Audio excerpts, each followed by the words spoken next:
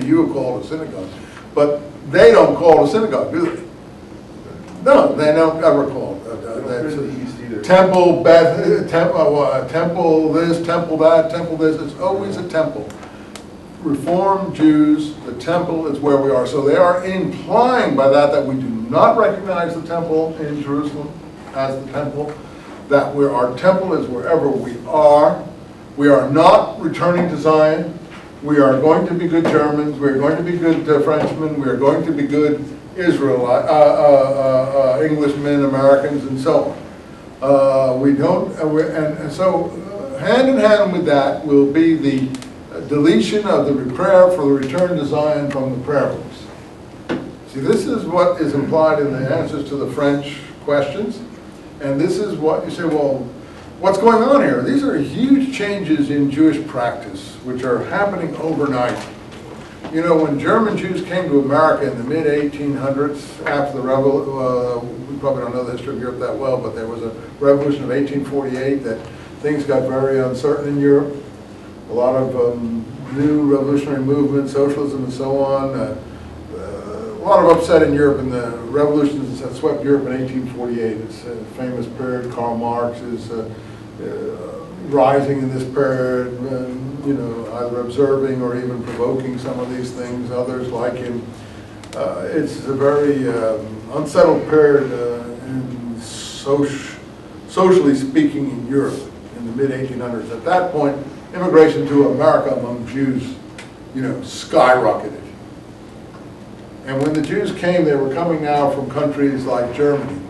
And everyone in America knew when you saw a German Jew, you were seeing a Reformed Jew. I mean, like, let's face it, my mother is a German Jew. She really isn't. She's on the border of France and Germany.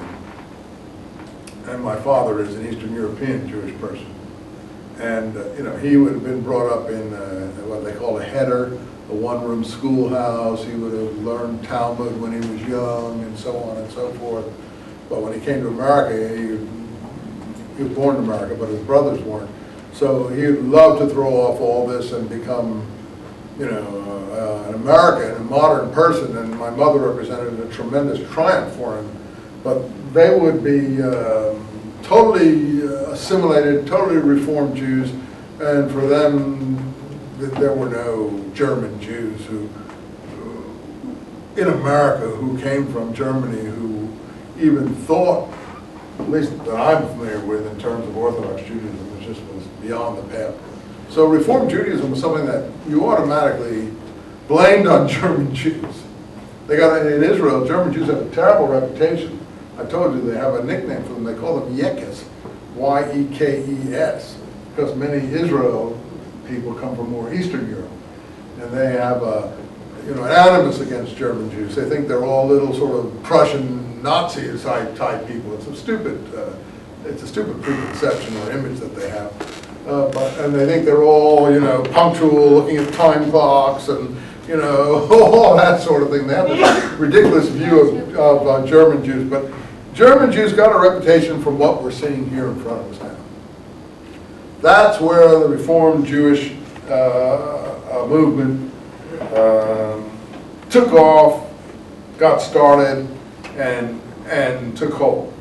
So let's look here at Israel Jacobson's dedication ceremony and his dedication address on page 47. At this season, which is obviously in somewhere in the middle of northwestern Germany, many people came. He was bringing not only Jews but non-Jews together in this building. And on the 17th of July, there was a big, festivities. And of course, Jacobson was well off, was an industrial sort of successful businessman. And there were distinguished persons, scholars, Protestant, Jewish, Catholic clergymen, officials, businessmen, and so on. And the ringing of bells began at 9 o'clock, announced the ceremonies would begin, so it's all very German. And the President Jacobson appeared before the audience, and they had a procession into the temple. And after the procession entered the temple, they had this music from like Meister singers. He must have had quite a lot of money to put this big thing on, and this, what they call the Jacobson Institute. And the Jewish ritual, so-called, began. And at the end, he gave an address. And the scrolls of the Torah, which were ornamented, you go to a Reform temple, synagogue, whatever you want to call it, to this day, they're all ornamented with all sort of fancy silver things. They have a plate over them. They usually have 4 or 5, what they call the ark. The old days, maybe some of the less modern ones now, because they're trying to get a little more conservative, don't do it, but they would press a button. I'm not talking in Germany then, but now, and the thing would open through electric current. There would be light in there. There would be 4 or 5 Torahs in there, and then the rabbi would make a big deal of going and taking one of the Torahs out, and so on and so forth. This is all new. All came from here. They were taken from the ark with great ceremony and carried around the temple 7 times. Then there was a chorus, an organ, a full orchestra, and the songs were sang first in Hebrew, then in Germany, and then in German, and everything was all very richly ornamented and decorated. Here's his dedication address.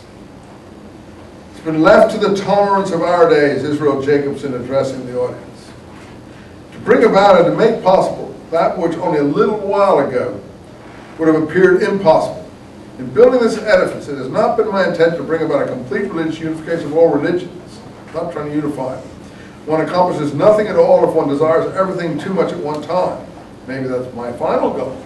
What is needed is gradual, slow development, as is demonstrated by nature, natural religion, like Mendelssohn. This is someone who's already read his Mendelssohn a little bit. Itself, when it brings forth its greater spiritual and physical accomplishments, you see, he is addressing nature here and imploring nature, if you like.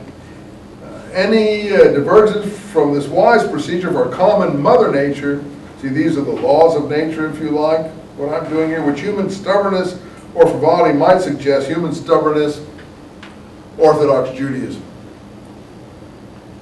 That's beneath the words, you see, you can read that. What I had in mind when I first thought about building this temple was your religious education, my Israelite brothers, your customs, your worship. You know, I didn't have any secret intention